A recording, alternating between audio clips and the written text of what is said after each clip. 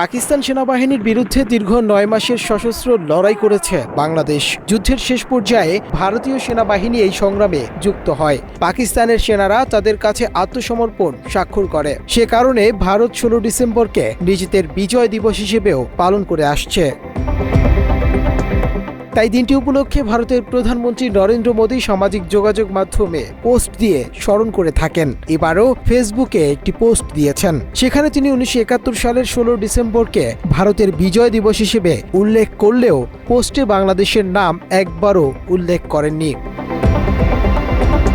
মোদি তার পোস্টে লিখেছেন, বিজয় দিবসে আমরা আমাদের সেই সাহসী সেনাদের স্মরণ করছি যাদের সাহসিকতা ও আত্মত্যাগ ১৯৭১ সালে ভারতের এক ঐতিহাসিক বিজয় নিশ্চিত করেছিল।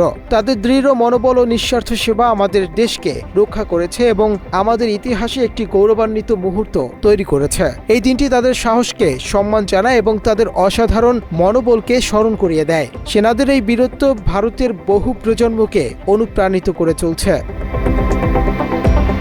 মোদির এই পোস্টের কমেন্টে প্রতিক্রিয়া জানিয়েছেন অনুসন্ধানী সাংবাদিক ইলিয়াস হোসাইন, যা দেশজুড়ে ব্যাপক সাড়া ফেলেছে।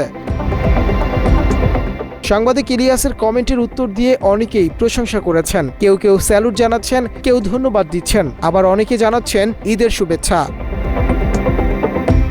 মাজিদুল ইসলাম নামক এক ব্যক্তি ইলিয়াস হোসাইনকে স্বাগত জানিয়ে লিখেছেন, লাভ ইউ ইলিয়াস ভাই। মোহাম্মদ শফিকুর রহমান নামে আরেকজন লিখেছেন, রেসপেক্ট ব্রাদার। মোহাম্মদ রাকিব খান লিখেছেন, সাংবাদিক ইলিয়াসের মতো এরকম সূর্য সন্তান বাংলার ইতিহাসে একজনই জন্মায়। মোদির এমন পোস্ট বিশ্বজুড়ে নেটিজেনদের কাছে হাস্যরসের জন্ম দিয়েছে। হাহা রিয়াক্ট দিয়ে মজা নিচ্ছেন অনেকেই। এদিকে মোদির পোস্টে বাংলাদেশ নামের অনুপস্থিতি এবং বিজয় দিবসকে এককভাবে ভারতের বিজয় হিসেবে উপস্থাপন করার বিষয়টি নতুন করে ঐতিহাসিক বাস্তবতা ও মুক্তিযুদ্ধের মূল প্রেক্ষাপট নিয়ে আলোচনার জন্ম দিয়েছে। Desk report, Bangla addition.